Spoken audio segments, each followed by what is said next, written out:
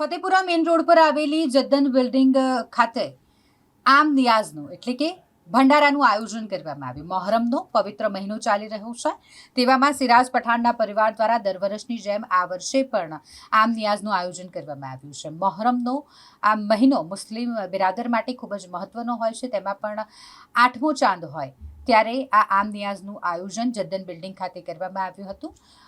જ્યારે મહોરમના પર્વની શરૂઆત થાય એટલે ઇમામ હુસૈનની યાદમાં તાજિયાની સ્થાપના મુસ્લિમ બિરાદરો દ્વારા કરવામાં આવે છે. આ તાજિયાના દર્શન કરી મુસ્લિમ બિરાદરો દ્વારા મન્નત માનવામાં આવતી હોય છે અને મોટી સંખ્યામાં લોકો દર્શન કરવા માટે પણ જતા હોય છે.